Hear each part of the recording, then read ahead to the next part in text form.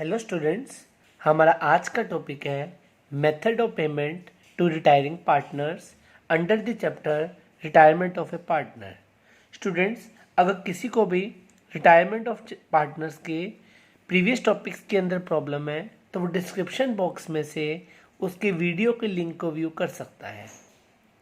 आज की क्लास के अंदर हम सीखेंगे जब भी कभी पार्टनर रिटायर हो जाता है और रिवैल्यूएशन, गुडविल और रिजर्व की ट्रीटमेंट करने के बाद जब भी हमने रिटायरिंग पार्टनर को पेमेंट करनी होती है तो उस केस में उसको पेमेंट करने के लिए क्या क्या मेथड यूज़ किए जाते हैं वो आज की क्लास के अंदर डिस्कस किए जाएंगे।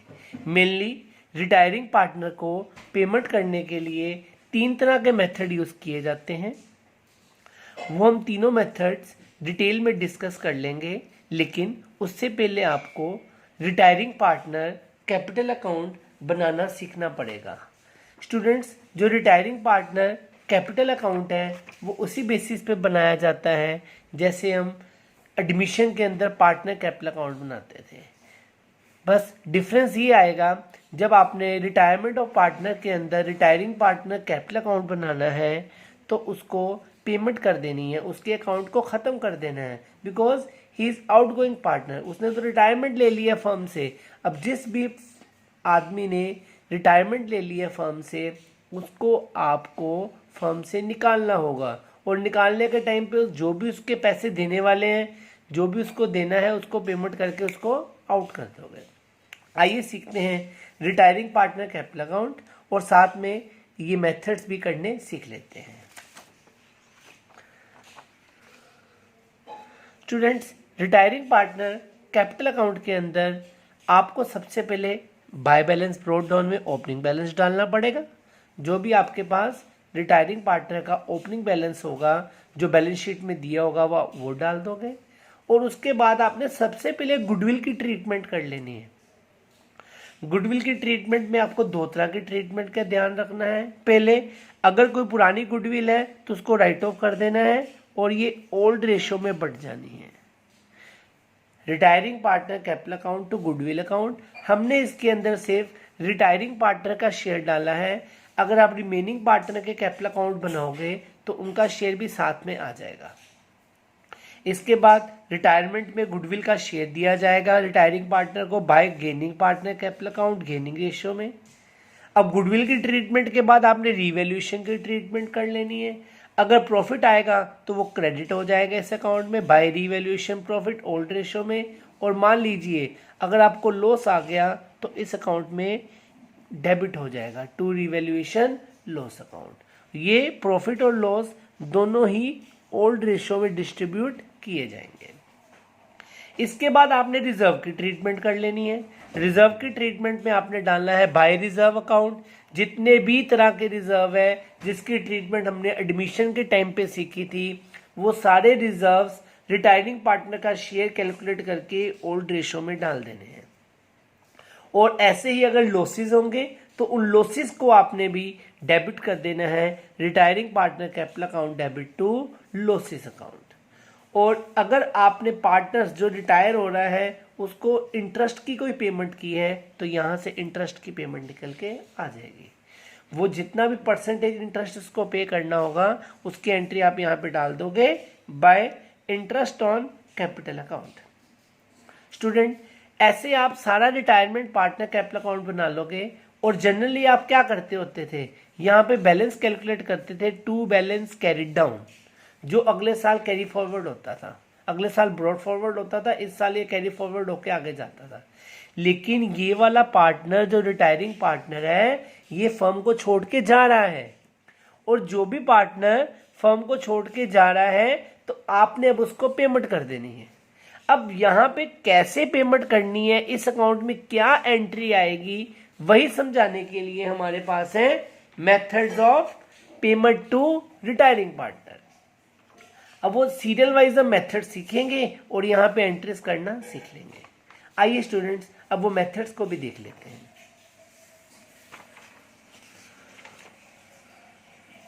हमारा सबसे पहला मेथड है पेमेंट इन लमसम। सबसे ज़्यादा कॉमनली मेथड यूज होता है स्टूडेंट्स इस मेथड में वो कहता है जो भी पार्टनर रिटायर होने वाला है उसको जो भी पेमेंट करनी थी इकट्ठे पैसे दे और उसे छोड़ दो, उसको बाहर निकाल दो फर्म से, उसको पेमेंट करो, उसको बोलो भाई आपके ये पैसे लेने वाले हैं, लीजिए हमसे पैसे और छोड़िए फर्म को। तो एंट्री आ जाएगी retiring partner capital account debit to bank और कैश। अगर चेक से पेमेंट करेंगे तो बैंक आ जाएगा और अगर कैश में पेमेंट करेंगे तो कैश आ जाएगा। Students, as per income tax जब भी पेमेंट्स 10,000 से एक्सीड कर जाती है तो आपको वो चेक से ही करनी पड़ती है, इसलिए आपको retiring partner capital account debit to bank entry ही ज़्यादा ध्यान में रखनी है। ये था फर्स्ट तरीका, पेमेंट इन लमसम। अब जो आपने रिटायरिंग पार्टनर कैपिटल अकाउंट बनाना सीखा था उसके अंदर इसकी एंट्री क्या आ जाएगी, यहाँ पे आ जाएगी as per your first method.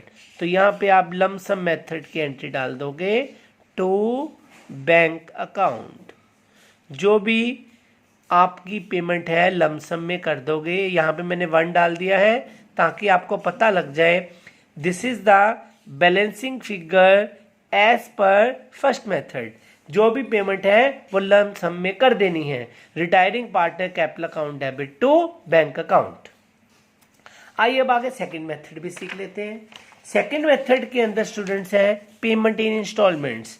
Firm कहती है, जो ओल्ड फर्म है जहां से वो रिटायरिंग पार्टनर बाहर जा रहा है, वो कहती है रिटायरिंग पार्टनर हम तेरे को सारे पैसे इकट्ठे नहीं पे कर सकते, इसलिए तू अपने पैसे थोड़े थोड़े करके हमसे ले ले।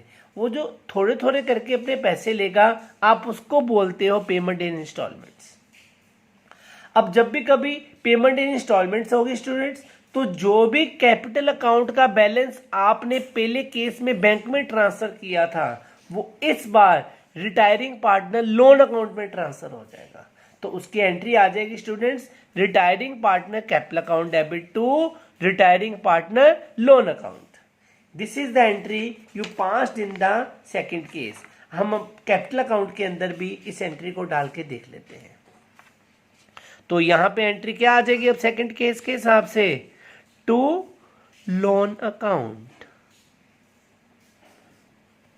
ये आपका बैलेंस आ जाएगा। अगर फर्स्ट मेथड यूज करेगा तो कैश में पेमेंट कर देगा, अगर दूसरा मेथड यूज करेगा तो वो जितना भी कैपिटल अकाउंट का बैलेंस था उसे लोन अकाउंट के अंदर ट्रांसफर कर देगा। This is your second method, जिसमें वो रिटायरिंग पार्टनर का बैलेंस लोन अकाउंट में ट्रांसफर कर देगा। और बाद में स्टूडेंट्स इस केस में आपको रिटायरिंग पार्टनर लोन अकाउंट भी बनाना पड़ेगा। हम नेक्स्ट क्लास के अंदर रिटायरिंग पार्टनर लोन अकाउंट बनाना भी सीखेंगे।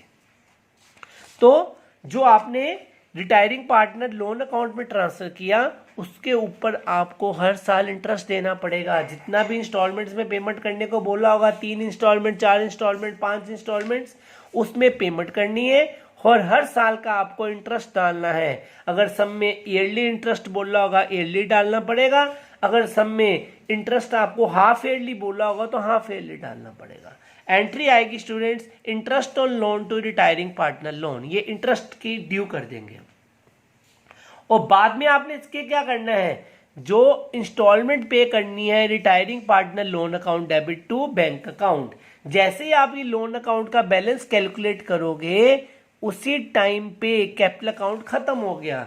अब कैपिटल अकाउंट के साथ कोई भी लेना देना नहीं है आपका। आपने इसके बाद रिटायरिंग पार्टनर लोन अकाउंट बनाना है जिसके इंटरेस्ट ड्यू करोगे और पेमेंट करोगे। आपने तब तक ये एंट्रीज करते रहनी है स्टूडेंट रिपीट बेसिस पे जब तक उसके लोन अकाउंट का बैलेंस 0 नहीं हो जाता। और जब भी आपने ये वाली एंट्री करनी है retiring partner loan to bank, इसमें इंस्टॉलमेंट का अमाउंट और इंटरेस्ट का अमाउंट साथ साथ आएगा। This is your second method payment in installments.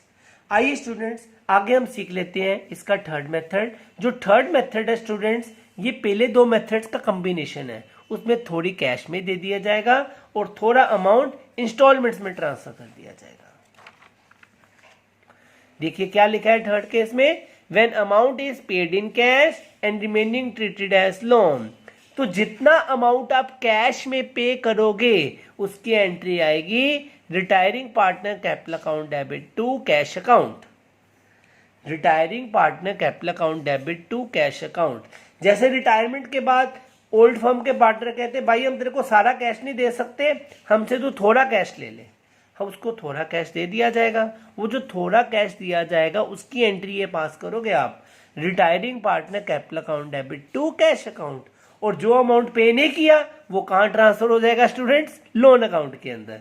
तो एंट्री आ जाएगी retiring partner capital account debit to retiring partner loan account. आइए हम ये पहले दो एंट्रीज को ट्रांसफर कर लेते हैं अपने कैपिटल अकाउंट के अंदर एज पर थर्ड मेथड। तो थर्ड मेथड के अकॉर्डिंगली आपने क्या करना है, अब आपने यहां पे एक एंट्री कर देनी है टू बैंक अकाउंट, जितनी भी कैश पेमेंट कर दी स्टूडेंट्स, और साथ में ही डाल देना है टू लोन अकाउंट। जो बैलेंस पे नहीं किया वो ट्रांसफर कर दिया जाएगा लोन अकाउंट में। ये दोनों केसेस, ये दोनों एंट्रीज आप पास करोगे केस नंबर 3 में, मतलब जो रिटायरिंग पार्टनर को पेमेंट करनी थी उसका third method to loan account. अब फिर से जब लोन अकाउंट में ट्रांसफर हो जाएगा स्टूडेंट, सेकंड मेथड के जैसे इसमें भी इंटरेस्ट ड्यू करना पड़ेगा और उसकी इंस्टॉलमेंट्स में पेमेंट करनी पड़ेगी। आइए अब आप उसकी जनरल एंट्रीज भी देख लीजिए। तो आपकी एंट्री आएगी जब ये आप इंस्टॉलमेंट पे कर दोगे, थोड़ी सी कैश में दे दी, बाकी लोन में ट्रांसफर कर दिया, तो नेक्स्ट एंट्री आ जाएगी students interest on loan account debit to retiring partner loan account. ये आपने इंटरेस्ट उसका ड्यू कर दिया और बाद में उसको पेमेंट कर दी, retiring partner loan account debit to bank account. Students these are the 3 situations जिसके अंदर आप रिटायरिंग पार्टनर को पेमेंट करते हो। होप आप सबको ये टॉपिक समझ आ गया होगा। Thank you.